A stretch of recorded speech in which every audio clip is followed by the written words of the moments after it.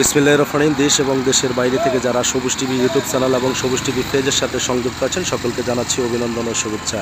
দর্শক, আমি এই মুহূর্তে আছি নোয়াখালী স্টিমারঘাট সড়ক, নোয়াখালী সদরের দক্ষিণাঞ্চলের সুবর্ণচর পরিষ্কার বাজারের দক্ষিণ পাশে আটকপালিয়া বাজার এবং হারিচৌধুরী বাজারের উত্তর পাশে যেমনটি দেখছেন, গতকাল রাত একটি সিএনজি নিয়ন্ত্রণ হারিয়ে পানির ভিতরে চলে গিয়েছেন। আসলে এখানে কোনো বড় ধরনের ক্ষয়ক্ষতি হয়েছে কিনা এখন পর্যন্ত জানতে পারি না। এখানে স্থানীয় কেউ আছে, স্থানীয় যারা আছে তাদের থেকে এখন জানার চেষ্টা করবো এখানে বড় ধরনের কোনো মানুষ ক্ষয়ক্ষতি হয়েছে কিনা।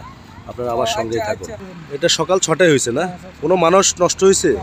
দর্শক, আপনারা যেমনটি দেখছেন কোনো চাচার মুখ থেকে আমরা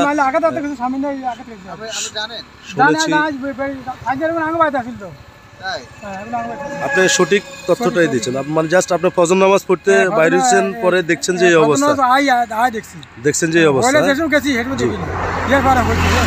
যাত্রী কতজন ছিল এই জিনিসটা কি একটু জানাতে পারবেন?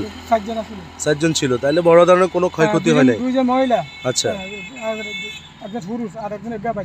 এদের বাড়ি কোথায়? এটার কোনো দক্ষিণ হাতিয়া। আর ড্রাইভার কোন জায়গা সেটা জানেন? ড্রাইভার কথা কইতে ড্রাইভার তো আগে হলে গেছে। ড্রাইভার ওই জাতি জানো, ওই ড্রাইভার আগে হলে গেছে। এটা কি ঘুম অবস্থায়? ঘুম অবস্থা ছিল। ওই রাতে ওই রুট নিয়ে যারা ওদিকে উনি মানে সোনাপুর থেকে হাতিয়ার উদ্দেশ্যে যাচ্ছে, তো ঘুমের চোখে নিয়ন্ত্রণ হারিয়ে মানে পানির ভিতরে ডানে চলে গেছে। দর্শক, যেমনটি শুনেছেন চাচার মুখ থেকে, সরাসরি আমরা এখানে লাইভে সংযুক্ত আছি।